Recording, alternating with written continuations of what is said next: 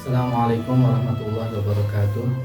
Innal hamdalillah nahmadu wa nasta'inu wa nastaghfiruh wa na'udzu billahi min syururi anfusina wa min sayyiati a'malina may yahdihillahu fala mudilla lahu wa may yudlil fala hadiyalah.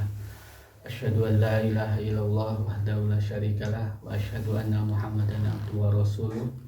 Allahumma shalli ala Muhammad wa ala alihi wa sahbihi wa man tabi'ahum bi ihsanin ila yaumiddin. Amma ba'du. Qala Allah Ta'ala fi kitabihil karim, a'udzu billahi minasyaitonir rajim. Ya ayyuhalladzina amanu taqullaha haqqa tuqatih wa la tamutunna illa wa antum muslimun. Jamaah pengajian yang dirahmati Allah, perkenalkan nama saya Teddy Supriyadi. Saya pengasuh MBS Kertap ya.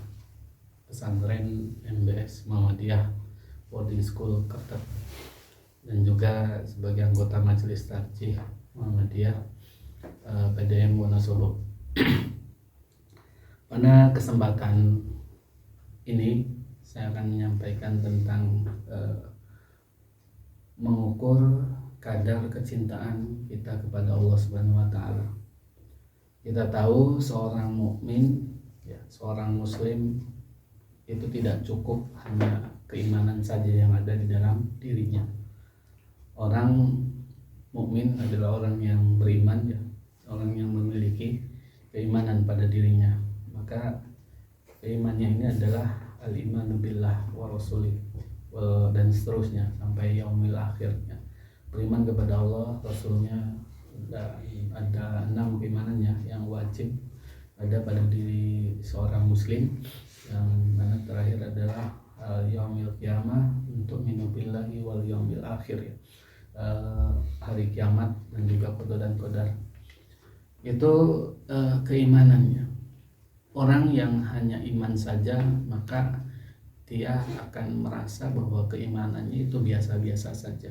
Bahkan kata Rasulullah, orang yang beriman itu keimanannya itu yazid wa yanqus, naik dan turun. Artinya fluktuatif, ya. Kadang imannya naik, maka dia ibadahnya naik. Ketika imannya turun, ya, kemudian ibadahnya juga menurun, dosanya naik. Orang yang habis imannya, maka dosa yang dilakukannya. Jadi ketika seseorang melakukan dosa itu sedang kehilangan iman, imannya pada titik terendah, ya, bahkan hilang. Seorang pencuri ketika mencuri tidak ada keimanannya. Seorang yang berzina, sedang berzina, maka hilang keimanannya. Karena ketika iman hadir, maka akan ada rasa khosyah kepada Allah. Nah, kenapa ya jidwa yangkus, ya? Karena yang namanya hati itu senantiasa bolak-balik, ya. Jadi seorang manusia, ya, seorang muslim itu belum dikatakan hasan, ya, belum dikatakan baik, ya, nilainya lulus selama dia masih hidup di dunia, ya. Jadi selama hidup di dunia itu ada kemungkinan dia akan menjadi kafir, akan menjadi orang yang fajir, ya, orang yang berdosa. Ada orang yang soleh. Orang yang soleh pun tidak menutup kemungkinan untuk kemudian jadi tidak soleh selama dia masih hidup di dunia, kecuali nanti ketika kalau sudah dipanggil oleh Allah, itulah yang menentukan bahwa dia orang yang soleh, orang yang lulus, ya, di dunia, ya, orang yang husnul khotimah. Itu yang menentukan adalah nanti di akhir hayat kita. Selama kita masih hidup, ada kemungkinan kita menjadi orang yang baik, ada kemungkinan orang menjadi orang yang buruk. Kita tidak boleh bangga dengan kesolehan dan kebaikan kita. Kita juga tidak boleh merendahkan atau kemudian meremehkan orang yang berbuat dosa. Suatu saat mungkin dia akan menjadi orang yang bertobat. Nah, ini jadi fungsi dari watawassaw bil haq, watawassaw bis sabr, ya. Saling menasehati itu agar keimanan kita tetap eksis, keimanan kita tetap hadir, ya. Keislaman kita tetap hadir, tidak kemudian hilang dan menjadi kemudian orang yang fajir, orang yang berdosa. Jamaah pengajian yang dirahmati Allah, eh, karena iman itu naik dan turun ya. Kenapa? Bagaimana ya? Bagaimana kita kemudian agar iman itu tetap stabil minimalnya, ataupun kita mengharapkan terus naik sehingga amaliyah kita menjadi naik, karena iman dan amal itu berbanding lurus. Naik imannya maka naik ibadahnya. Begitu pula ibadah kita itu yang menguatkan iman kita. Semakin kita tingkatkan beribadah, maka keimanannya akan semakin naik. Salah satu upaya kita untuk supaya iman kita tetap kokoh, tetap kuat adalah menghadirkan kecintaan kita kepada Allah. Jadi tidak cukup dengan iman yang artinya percaya pada Allah ya, meyakini Allah, tetapi kita harus, hati kita itu harus dihadirkan rasa cinta kepada Allah ya. Mungkin jamaah sekalian pernah merasakan jatuh cinta pada seseorang, bagaimana rasanya ya. Itu gambaran orang yang sedang jatuh cinta ya. Mau ngapain ingat si dia gitu, mau tidur tidak bisa tidur karena ingat si dia. Mungkin jamaah pernah ya memikirkan, apalagi kalau remaja ya, lagi pubertas itu kan ada temennya yang disenangi, mencintai temennya, kemudian melakukan bahasa anak muda itu menembak gitu kan, nembak karena cinta, jadi nembak, kemudian jadi pacar, kemudian berbuat dosa. Ketika ditanya kenapa kamu melampaui batas dengan melakukan dosa pacaran, karena cinta itu segalanya, itu adalah keliru. Jadi cinta itu adalah ujian ya. Cinta itu adalah ujian ya, yang bisa hadir menjadi ujian. Kalau kita kemudian cintanya itu bukan cinta kepada Allah, maka akan menjadikan kita melampaui batas. Nah, itu menjadi dosa. Jadi jamaah sekalian yang dirahmati Allah, untuk meningkatkan keimanan kita itu dengan meningkatkan atau mengukur kecintaan kita kepada Allah. Rasulullah Shallallahu Alaihi Wasallam menyampaikan dalam sebuah hadis ya, salasun man kana mangkunna fihi wajada halawatul iman. Ada 3 hal yang menjadikan seseorang yang menemukan manisnya iman. Jadi orang yang ingin imannya tetap, imannya stabil, imannya naik, dia harus bisa merasakan manisnya iman. Bagaimana merasakan manisnya iman? Nah, ini sebagaimana sabda Rasulullah, wajada halawatal iman ya. Halawah itu kalau orang Arab itu menyebutnya permen ya. Halawah itu permen ataupun gula, sesuatu yang manis. Halawatul iman itu manisnya iman. Karena yang namanya lidah ya, yang biasa kita ngemut permen gitu kan, minum kopi, minum madu, itu rasanya manis gitu kan, madu. Kemudian kalau kopi pahit gitu. Tapi suatu ketika bisa saja kita minum madu tapi rasanya pahit, atau makan permen tapi rasanya pahit ketika kita sakit, misalkan sakit penyakit kuning, itu lidahnya harusnya rasakan manis, malah tidak manis tapi pahit. Atau ketika kena COVID, nah ini musim COVID gitu kan, penciuman dan rasanya hilang gitu. Makan bebek goreng yang biasanya enak gitu, rasanya enak, malah anyep, jadinya anyep, tidak merasakan enaknya bebek goreng. Karena apa? Karena dia lagi kena COVID gitu. Nah, ini perumpamaan orang yang tidak mendapatkan halawatul iman ya, manisnya iman, sehingga rasanya anyep. Beriman tapi ya biasa saja, tidak ada begitu indahnya itu hilang gitu, karena tidak ada rasa yang rasa kecintaan kepada Allah. Nah, di sini disebutkan bahwa yang mendapatkan halawah iman itu yang pertama adalah ayakun Allah wa rasuluh ahabba ilaihi mimma siwahuma.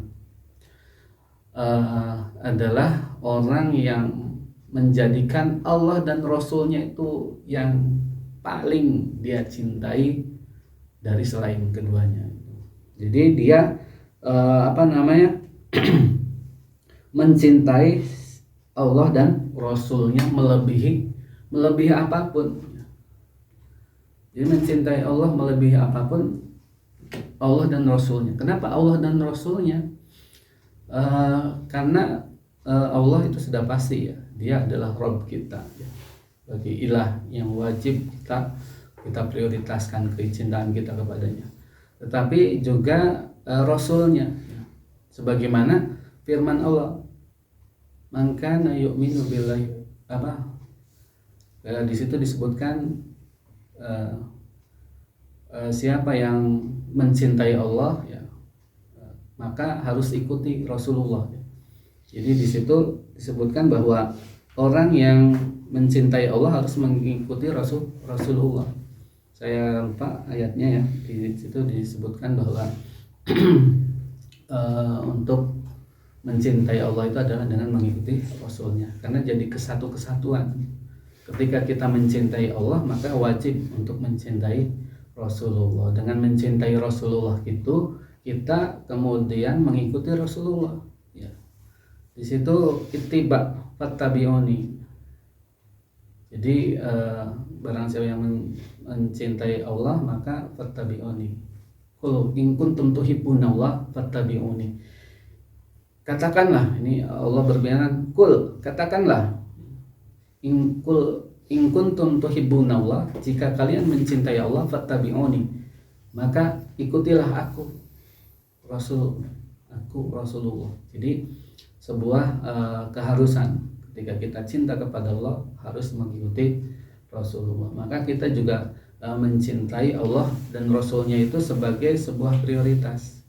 Ini akan ketika kita mencintai Allah dan Rasulnya akan menghadirkan halawatul iman ya, manisnya iman.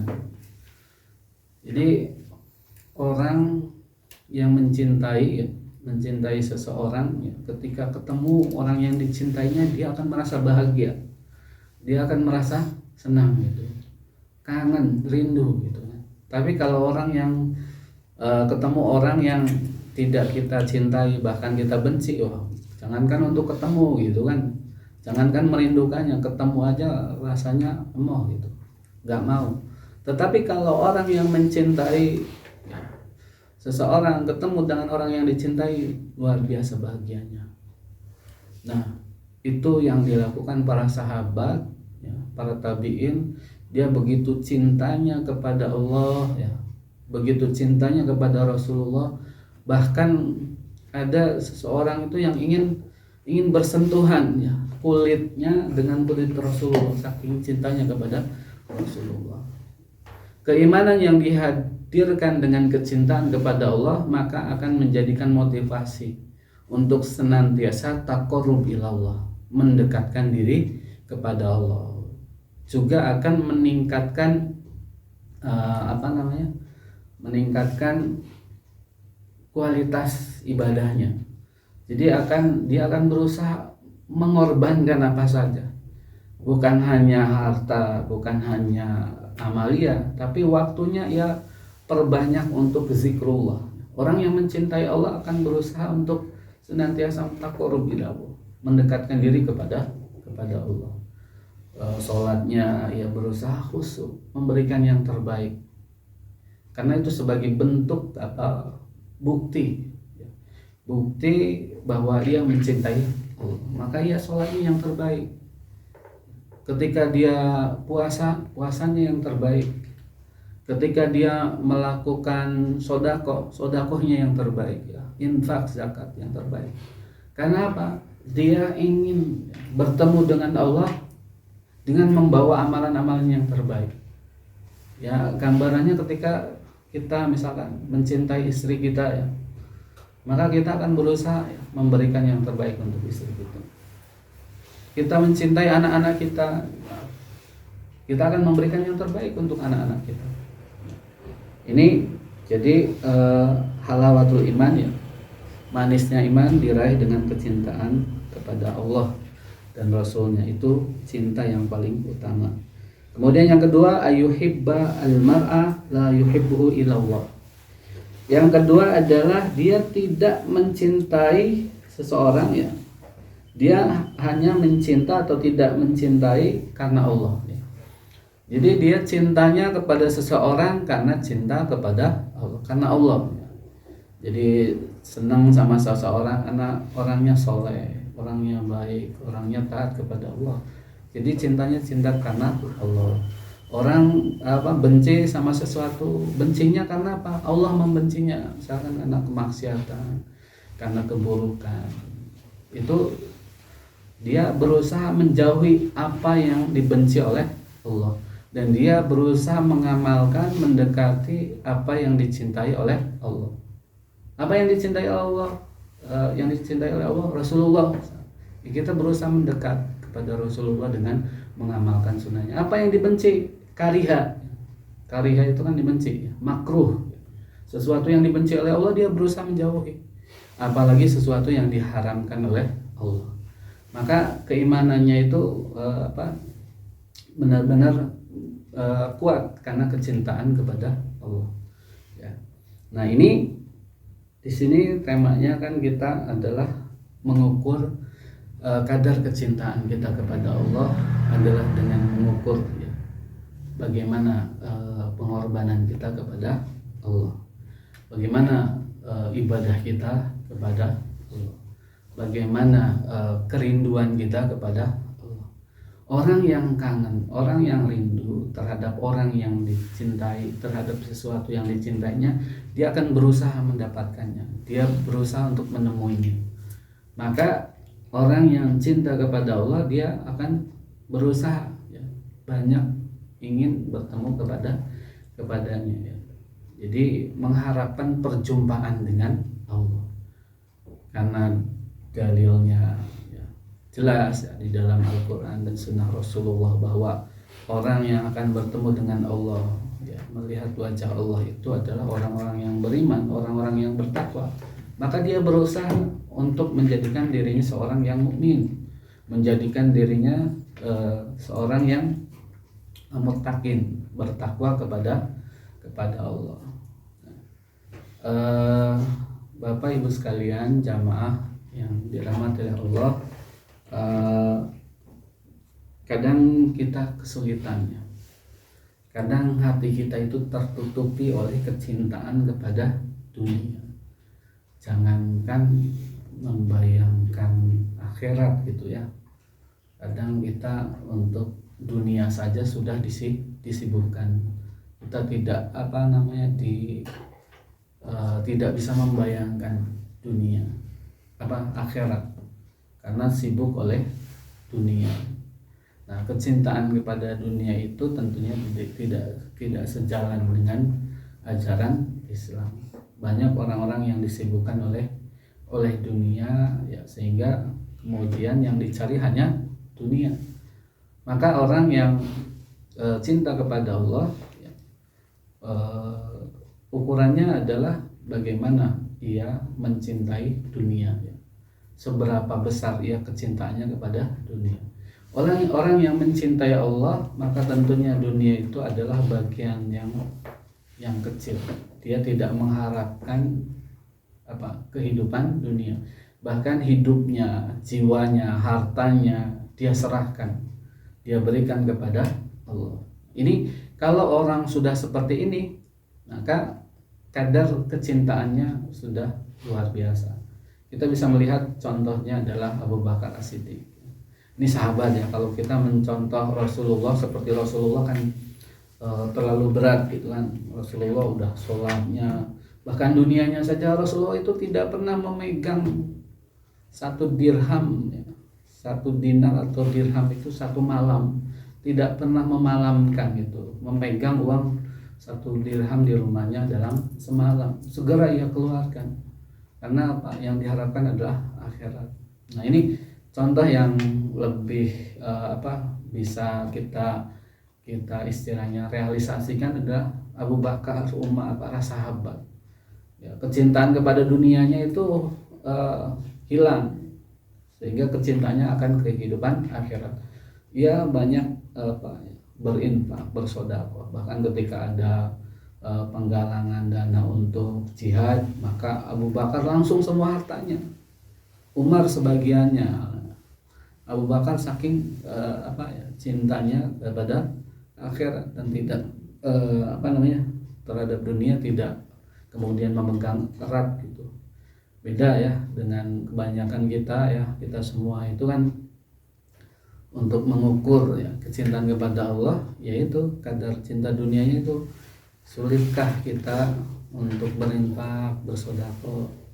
Kalau kita masih susah untuk berzakat, mengeluarkan zakat yang nominalnya 2,5% saja masih berat, ya berarti kita cintanya kepada Allah itu masih minim. Kita lebih cinta kepada dunia. Karena apa? Zakat, sedekah, infak itu sebagai bukti pengorbanan kita, ya. Bukti cinta kita dengan mengorbankan harta kita. Bahkan Nabi Ibrahim alaihissalam itu kan diuji gitu kan. Diuji kecintaannya, lebih cinta anaknya apa cinta Allah. Maka kemudian diperintahkan dengan sembelih anaknya, Nabi Ismail alaihissalam. Nabi Ibrahim kemudian membuktikan bahwa ia lebih cinta kepada Allah. Maka Allah ganti dengan kambing ibas yang besar, yang gemuk ya.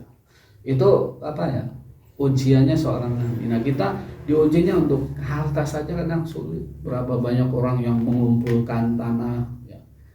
Padahal tanah itu tidak akan dibawa, itu yang dipakai kan cuma ukuran 2 meter gitu kan. Tanah yang berhektar-hektar itu akan ditinggalkan, jadi rebutan anak-anaknya. Coba kalau kita wakafkan, kalau kita infakkan, itu nanti surganya mungkin akan diluaskan karena ada tambahan ya. Kemudian harta kita ya, banyak sekali ya orang-orang yang kemudian tidak melihat akhirat. Sebenarnya untuk melihat akhirat itu gampang. Kita amalkan surat At-Takasur. Alhaakumut takasur hatta zurtumul maqabir. Kalla sawfa ta'lamun, tsumma kalla sawfa ta'lamun. Kalla law ta'lamuna ilmal yakin. Kalla sekali-kali tidak. Law ta'lamuna ilmul yakin. Jika kamu mengetahui ilmu yakin, la tarawunnal jahim. Kamu akan melihat akhirat, yaitu neraka jahim. Bagaimana? Lau ta'lamuna ilmal yakin. Jika kamu mengetahui ilmu yakin. Apa ilmu yakin? Ilmu kematian. Ilmu kematian. Jadi kalau kita memikirkan akhirat, memikirkan kematian, akan timbul ya rasa khosyah, rasa khauf kepada Allah ya, bukan hanya cinta ya, tapi khauf juga ya. Kemudian bisa membayangkan bagaimana neraka jahim itu, sehingga mendorong kita untuk banyak beramal, beribadah dan juga berinfak, dan untuk menunjukkan cinta kita, kadar cinta kita kepada Allah adalah dengan banyak menolong sesama ya, dengan banyak berinfak. Salah satunya bukan hanya ibadah ya, ibadah amaliyah, tentunya itu yang menunjukkan kadar kecintaan kita kepada Allah, tapi juga kadar empati ataupun rasa menolong sesama dengan infak, sedekah ya, zakat itu juga kalau tinggi maka berarti tinggi pula kadar kecintaan kita kepada Allah Subhanahu wa taala. Dan salah satu lembaga ya yang memberikan fasilitas ya, sebagai kita sebutkan kurir yang menuju akhirat, artinya bisa menghantarkan harta kita itu dikirim lebih dulu ke akhirat, itu salah satunya adalah Lajismu ya, lembaga zakat, infak, sedekah milik Muhammadiyah. Insya Allah amanah ya, akan menghantarkan infak zakat Bapak Ibu sekalian ke orang-orang yang membutuhkan ya, para duafa, fakir miskin. Jadi kita berkorban itu bukan kemudian memberikan langsung ya. Udhiyah contohnya, udhiyah penyembelihan. Orang-orang musyrik itu kan menyembelih, berkurban itu yang menyembelih kemudian ditaruh di pohon, ditaruh di goa gitu kan, makanan apa besek itu taruh digantung di pohon. Karena apa? Itu sebagai bukti sesembahan, bukti pengorbanan. Tapi Allah itu memerintahkan kita untuk berkorban ya, untuk sesembahan ya kepada Allah itu dengan mengembalikan kepada sesama. Kita diperintahkan untuk menyembelih kambing ya, berkurban, udhiyah. Itu dengan apa? Dagingnya dibagi-bagikan kepada fakir miskin. Begitu pula ketika kita ingin menyerahkan harta kita ya. Karena yang namanya orang mukmin, innallaha ashtara ya, sesungguhnya Allah telah membeli minal mukminin, dari orang-orang mukmin itu anfusahum wa amwaluhum, jiwa dan harta mereka. Maka orang yang cinta kepada Allah, orang yang beriman kepada Allah menyerahkan hartanya untuk di jalan Allah. Nah, ini bisa disalurkan ya ketika kita mau berinfak, bersedekah ya, bisa disalurkan ke lazismu yang mana akan ditasarufkan ya, kepada orang-orang yang memang duafa ya, membutuhkan. Kan kalau zakat fitrah itu kan untuk fakir miskin, nah, itu kan disalurkan ya oleh lazismu kepada fakir miskin, kaum duafa. Tapi kalau zakat mal itu tidak bisa kita membagikan langsung karena haknya itu ada 8 asnaf. Maka dengan kita memberikan, kalau zaman Rasulullah kan ada lembaganya milik pemerintah gitu kan, artinya lembaga yang memang khud min awalikum, mengambil dari harta-harta kalian, itu khilafah ya, khalifah yang memerintahkan. Tapi karena kita bukan negara Islam, maka cari lembaga yang memang itu terpercaya ya, bisa kemudian menyalurkan ke 8 asnaf. Nah, ini salah satunya adalah lazismu Muhammadiyah. Ini bisa disalurkan ya,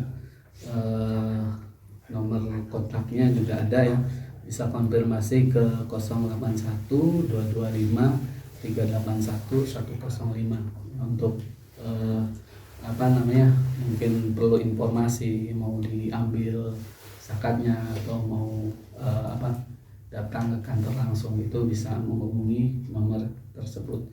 Ya, ini kadar keimanan, kadar kecintaan kita kepada Allah ditentukan oleh seberapa besar ya, amaliyah kita, baik itu berupa perbuatan ya, ibadah kita, sholat kita, puasa kita, ataupun harta, seberapa besar pengorbanan ya, dunia yang kita korbankan untuk di jalan Allah, fi sabilillah. Mungkin itu yang dapat saya sampaikan, kurang lebihnya mohon maaf apabila ada khilaf dan salah. Mudah-mudahan kita menjadi umat ya, menjadi seorang muslim ya, yang benar-benar cinta kepada Allah dengan kecintaan yang paling utama, yang lebih kita utamakan cinta kepada Allah. Dengan kita mencintai Allah, insya Allah di akhirat kelak akan bertemu dengan siapa yang kita cintai. Kalau kita cintanya kepada Allah, maka akan berjumpa dengan Allah.